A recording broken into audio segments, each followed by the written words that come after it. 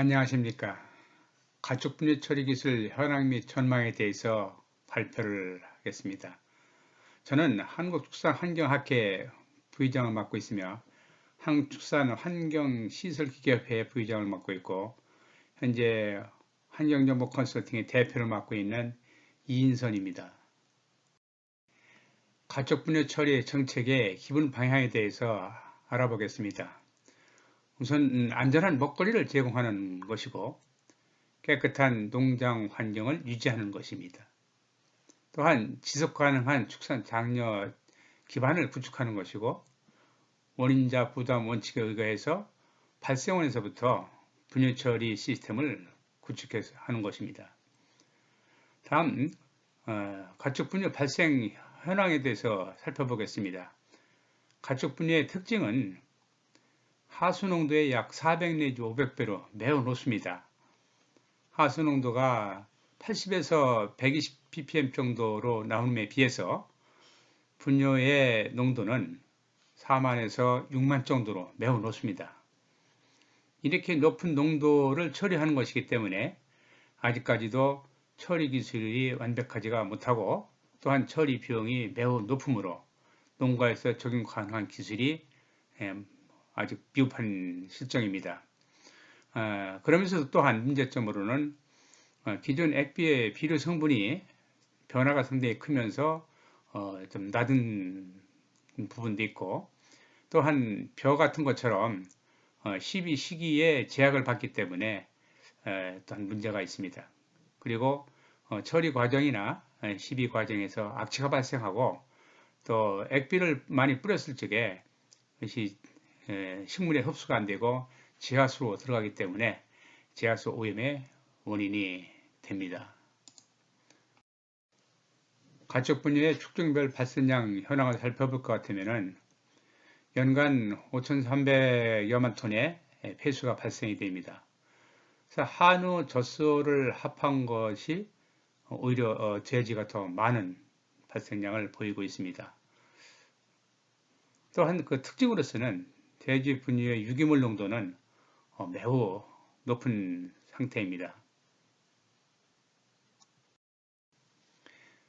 가축별 축종별 발생량 현황을 나타낸 그림입니다. 여기 초록색으로 되어 있는 것이 한우와 적소에서 나오는 분뇨 발생량이고 빨간색이 돼지에서 나오는 발생 분뇨의 양입니다. 돼지에서는 약 한 3,500만 톤 정도가 1년에 나오는 것으로 되어 있습니다. X상의 그 가축 분뇨 발생량을 나타낸 그림입니다. 파란색은 한우와 젖소인데 돼지의 빨간색보다 훨씬 액상 분뇨는 적게 나오고 있는 것을 나타내고 있습니다. 다음은 그 가축 분뇨의 처리 방법별 처리량을 나타내는 것입니다. 여기 아래쪽에 보이는 파란색이 정화 처리를 나타낸 것이고요. 그 변화는 그렇게 크지 않습니다. 그러면서도 위탁 처리를 하는 부분은 가파르게 이렇게 올라가는 한 모양을 나타내고 있습니다. 이것은 그 가축 분뇨가 처리하는 것이 상당히 어렵기 때문에 그냥 위탁 처리로 해서 또는 액비화해서 논밭에 뿌리는 그런 형태로 처리가 됐기 때문으로 생각이 됩니다. 특히 이 앞에서 살펴봤듯이 그 양존 폐수에 그 처리가 좀 문제가 되고 있는 것 같습니다. 그래서 그 처리에 따라서 현재 어떻게 처리하고 있는지를 살펴보면 되면입니다. 일단 돈사에서 나온 것을 탈수해서 퇴비는 퇴비로 처리를 하고 그 다음에 자가 액비와 공동 자원화, 에너지 자원화 이런 형태로 해서 처리를 하고 난 다음에 남은 것들은 농지로 환원하는 형태입니다. 그리고 공공처리장에서는 생물학적 처리가 주겠습니다만 처리를 하고 난 다음에 방류를 합니다. 각 처리 방법별 비율을 볼 것 같으면 분유가 14%인데 비해서 농지 환원 부분이 60% 정도로 상당히 많음을 알 수 있습니다. 다음은 가축분해 처리 시설별 처리 비용에 대해서 살펴보겠습니다. 여기 자가 액비 처리는 이제 집에서 액비화 시켜서 처리하는 것입니다. 약 한 톤당 8,000원에서 12,000원 정도가 들어가고 있고요. 이것은 약 한 4개월 이상을 저장을 해야 되기 때문에 이건 법적으로도 4개월 이상 저장을 하게끔 되어 있습니다. 이렇게 해도 냄새나 뭐 이런 부분이 충분하지는 않습니다만 이렇게 저장을 하려면 큰 탱크가 필요하겠습니다. 그 다음에 생물학적 처리는 8,000원에서 약 4만원, 이것은 처리의 그 수준이라 할까요? 방류수의 수질 기준에 따라서 처리비가 상당히 많이 차이가 나고 있습니다. 이때의 문제점으로서는 방류수 수질 기준 달성이 처리의 상태에 따라서 수시로 변하기 때문에 좀 어렵다는 말씀을 드릴 수 있습니다. 그 다음에 공동자원화 시설의 위탁 처리는 뭐 17,000원, 요즘 계속 올라가고 있는 상태입니다만 해서 한 35,000원, 4만원까지 가고 있습니다. 그 위탁 처리도 마찬가지로 4개월 이상 저장을 해야 되기 때문에 상당히 큰 저장 탱크가 있어야 되고 그 저장 탱크에 에어레슨 시키기 위한 여러 가지 부대 시설들이 들어가 있어야 됩니다. 그리고 일단 처리 과정에서 냄새가 많이 발생을 하고 또한 초지에다가 뿌릴 적에도 냄새가 많이 나기 때문에 최근에는 초지 확보가 상당히 어려운 그런 형편입니다. 그 다음에 증발농축 처리는 저희 회사에서 개발한 부품입니다. 이것은 처리 비용이 약 한 3,000원에서 5,000원 정도 이렇게 들어가고 있습니다. 근데 무엇보다도 물을 증류해서 끓여서 그놈을 식힌 것이기 때문에 수질이 상당히 좋습니다. 그래서 특별대책지역 방류수 수질 기준의 한 5분의 1 정도로 이렇게 좋은 상태를 나타내고 있습니다.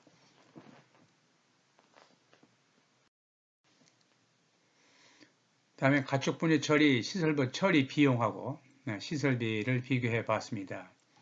자가 액비 처리 경우에는 8,000원에서 12,000원 정도이며 그래서 한 4개월 정도의 저장을 해야 되기 때문에 저장 탱크가 큰 게 있어야 되고 또 냄새가 발생하면서 초지 확보가 최근에는 쉽지 않습니다.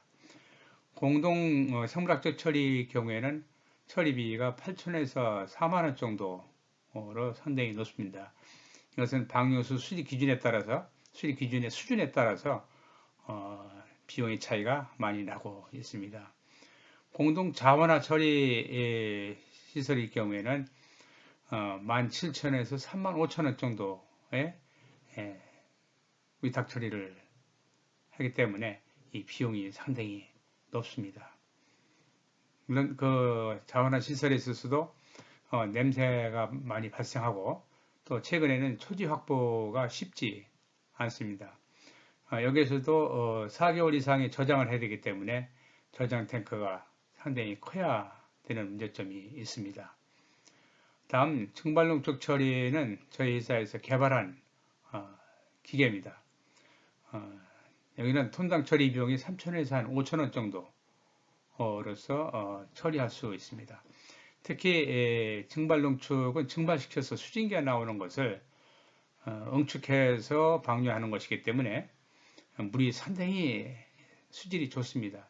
따라서 특별대책 지역에 있어서의 방류수 수질 기준보다도 약 5분의 1 정도로 처리 수질이 상당히 좋습니다. 분뇨 액비화 처리 장단점을 비교해 보겠습니다. 액비화에 있어서 자가 액비화의 경우에는 배출 원인자 부담 원칙에 부합하기 때문에 상당히 좋은 것 같습니다.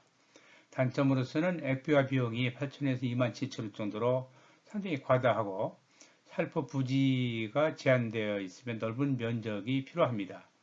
그리고 숙성 기간이 최소한 4개월 이상 길어야 되고 숙성 기간 중에 처리 과정 중에 악취가 발생하는 단점이 있습니다. 또한 그 병원균이라든지 잡초, 씨앗, 사멸 등이 미흡한 문제점이 있습니다. 공동 자원화의 경우에 있어서도 부지시설, 이제는 처리시설, 부지시설 면적 확보가 쉽지 않습니다. 또한 그 수거 시에 병원 확산이 우려가 되기 때문에 문제가 될 수 있습니다. 액비 살포에 있어서는 지속 가능한 자원 순환형 농법이라는 점에서는 장점이 되겠습니다. 단점으로서는 살포 시기가 한정되어 있고 또한 그 살포할 적에 적정량을 살포하는 데 있어서의 기준이 애매모호하기 때문에 어려움을 겪고 있습니다. 또한 그 작물이 질소, 인산 같은 물질을 흡수를 해야 되는데 작물이 없는 상태에서 액비를 뿌리면은 그것이 빗물에 의해서 지하수 오염의 원인이 될 수 있습니다. 그리고 액비 살포 시에 악취가 발생하므로 민원의 발생 소지가 있습니다. 이건요. 액상분뇨 생물학적 공동 자원화 처리의 장단점에 대해서 살펴보겠습니다. 이 공동 처리는 개별 농가의 분뇨 처리 문제를 해소시켜 줍니다. 그러면서 단점으로서는 초기 시설비가 상당히 2 내지 3억 정도로 톤당 비용이 높습니다. 그리고 처리 비용도 3만 원에서 5만 원 정도로 상당히 높은 편입니다. 무엇보다도 처리장 건설 부지 확보가 상당히 어렵습니다. 그 지역 주민들의 반대가 상당히 심하기 때문입니다. 수산분뇨 자원화 정책에도 맞지 않습니다. 그래서 환경부에서 이 생물학적 정화 방류 처리를 지원하고 있고 농림수산식품부에서는 지원을 하지 않는 것으로 알고 있습니다. 그러면서도 이 공동 자원화 처리에 있어서 처리수를 제한할 수 있습니다.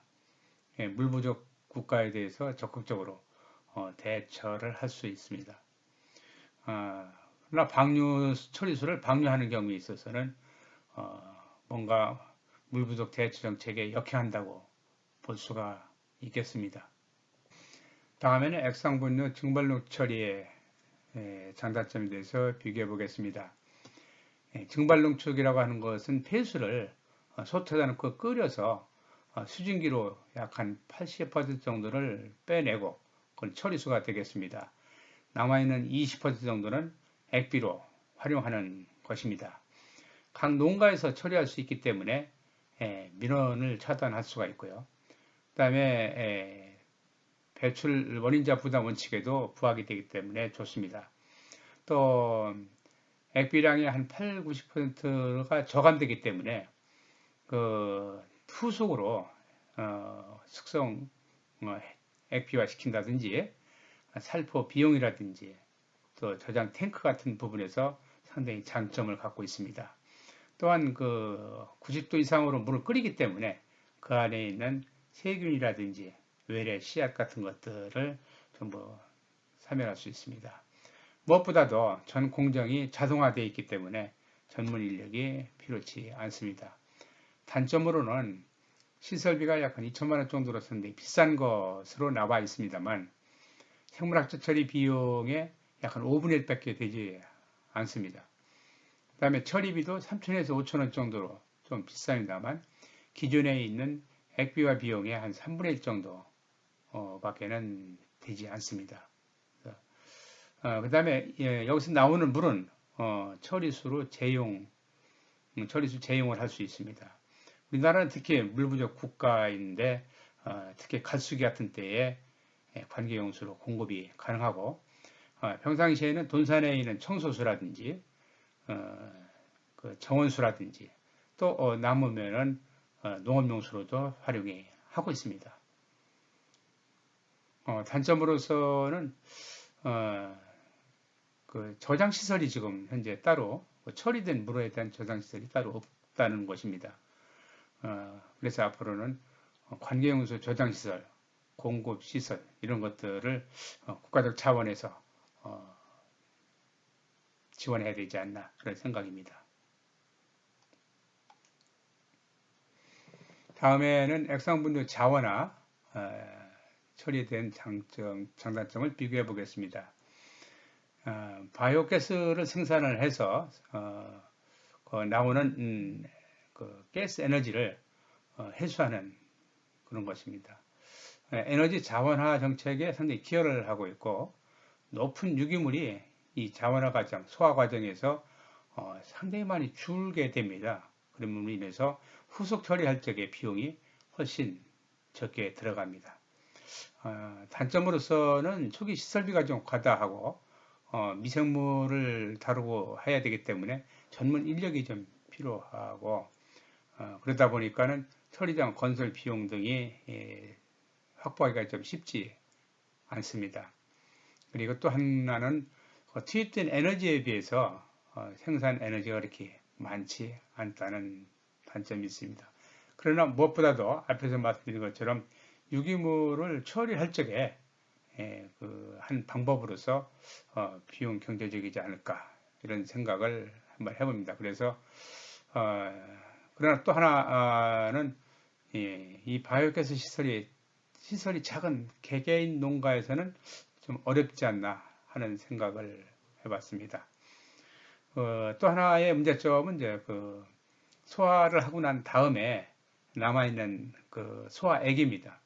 그 소화액은 생물학적으로 그 질소 인산 비가 잘 맞지 않아서 생물학적 처리가 잘 안 되는 단점이 있고, 그 다음에 이것을 바로 액상으로 해서 액비로 사용할 적에도 비리가 맞지 않아서 좋지 않습니다. 그 다음에 그것을 바로 처리하기 위해서는 방류수 배출형 기준에 맞지 않기 때문에 2차적으로 생물학적 처리라든지 다른 물리화학적 처리를 통해서 처리해야 됩니다. 앞으로도 개발을 해야 될 여지가 많이 남아있다고 생각됩니다. 다음에는 고형 분뇨 퇴비화 처리입니다. 퇴비를 자가 처리할 적에는 원인자 부담 원칙에 부합하기 때문에 상당히 좋고 병원균의 확산 등을 차단할 수 있기 때문에 큰 장점이 있습니다.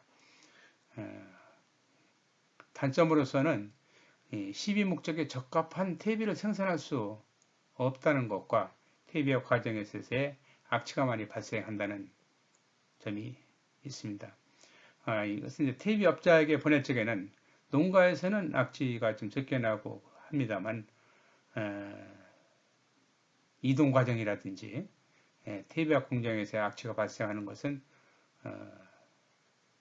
퇴비업자가 가져가도 마찬가지이기 때문에 이런 부분에 대한 단점을 보완해야 됩니다. 그러나 퇴비업자가 적합한 퇴비를 생산하는 데에는 크게 기여할 수 있습니다.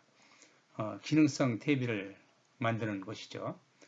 이런 쪽으로 앞으로 기술 개발이 더 추진돼야 될 것으로 생각합니다. 다음에는 분해 처리 방류수 수질 기준의 전망에 대해서 한번 살펴보겠습니다.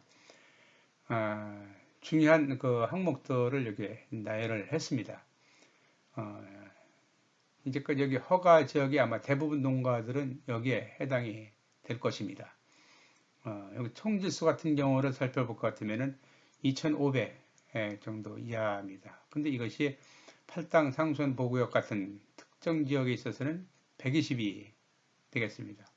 그리고 제주도 같이 제주도에는 하천수가 별로 없고 지하수가 상당히 중요하기 때문에 지하수 보존 등급으로 수질을 관리를 하고 있습니다. 60 정도가 되겠습니다. 인 같은 경우에 있어서도 100 이하에 있던 것이 약 80 정도로 이렇게 낮게 책정을 하고 있습니다. 그런데 이와 같은 농도보다도 더 낮게 최근에는 재이용수 수질 기준을 적용을 시키는 곳들이 많이 있습니다. 제주도에서도 이 방류수 수질 기준을 이 재이용수 수질 기준으로 적합하도록 그렇게 유도하고 있습니다. 그러나 이제 앞으로 그 수질 이렇게 계속 강화되고 있는데 앞으로는 어떻게 될 것인가 한 부분에 대한 예측을 해봤습니다. 생물학적 처리 BOD는 8 이하, COD도 15 이하, 최근에는 TOC로도 이렇게 이제 넘어가는 추세에 있습니다. 그다음에 부유물도 2 이하, 총인이 15, 2, 총지수가 15 이렇게 상당히 크게 강화가 될 것으로 생각을 합니다. 여기서 지금 총지수 총인이 사실은 호수 부영화와 농업용수 부영화 쪽에서 상당히 관심을 갖고 있는 항목 중에 하나입니다. 여기서 부영화 농도를 살펴볼 것 같으면 총지수가 0.15 ppm입니다. mg per li터입니다. 총인이 0.02 mg per liter. 보통 수지 기준을 정할 적에는 이런 어떤 그 항목의 기준을 잡고 거기에 뭐 20회 정도를 보통 해서 방류 수지 기준을 정합니다만 여기서는 약 한 100배를 잡아서 2ppm 또 이것도 100배를 잡아서 15ppm 이런 정도로 상당히 느슨하게 했지만은 그러나 이렇게 내보내도 부양화가 발생할 수 있기 때문에 앞으로 이거는 더 강화가 될 것입니다. 그리고 이 수질은 처리 기술에 따라서 점점 더 강화가 됩니다. 저희가 개발한 처리수 개발품의 경우에는 실제로 여기 지금 써 있는 8, 부유물질 0.2, 총지수 10, 총인 0.1 이거 이하로 현재 지금 처리를 하고 있습니다. 따라서 앞으로도 이 기준은 더 강화될 것으로 생각이 됩니다.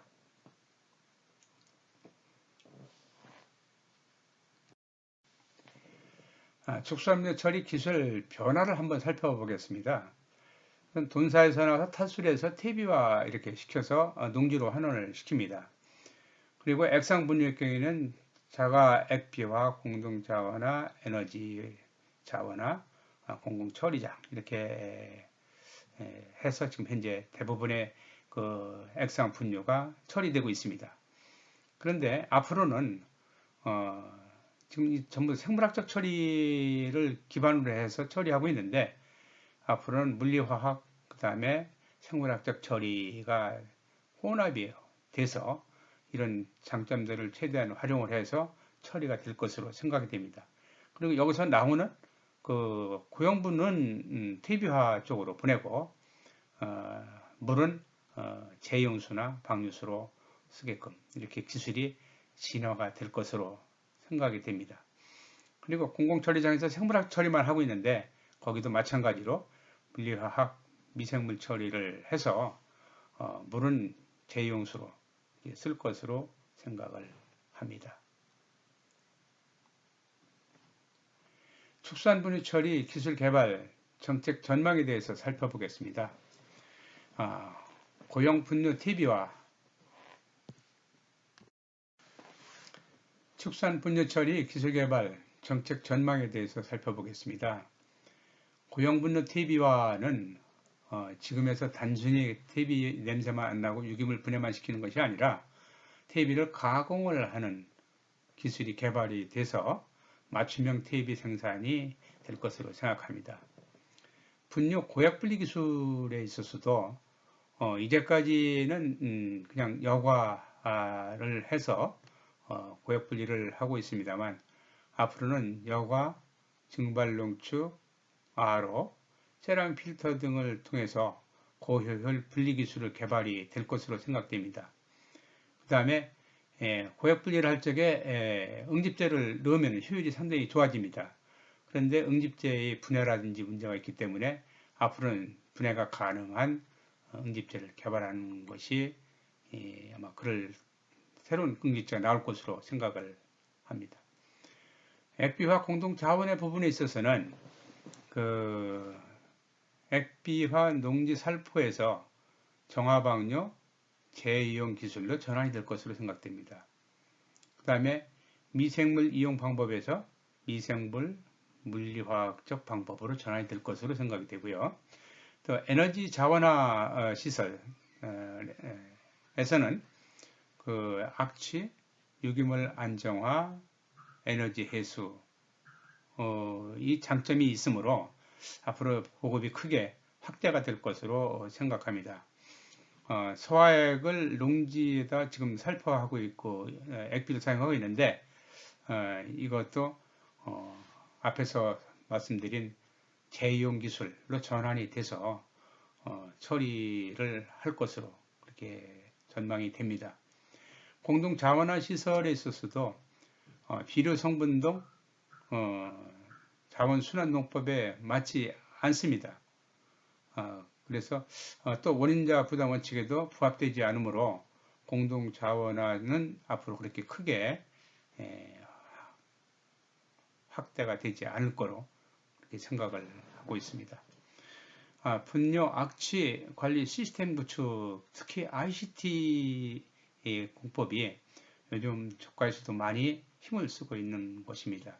이쪽 분야가 깊이 시설로 되다 보니까 사람 구하기도 어렵고 관리도 어렵고 또 주변 환경이 상당히 열악하기 때문에 부식 문제라든지 여러 가지 문제점들이 있습니다. 그래서 그것을 사람이 대처할 것을 좀 기계화시키고 그 다음에 정확한 현황 측정 등을 해서 가장 최적화된 사육 환경을 만드는 그런 분야에 상당히 많이 기술 개발이 되고 적용이 될 것으로 생각합니다. 또한 앞에서 한번 말씀드렸다시피 방류수 수지 기준이 계속 강화될 것으로 생각합니다. 분해 처리 기술이 발달되고 물 부족함에 부응해서 지속적인 수질 강화가 진행될 것으로 생각합니다.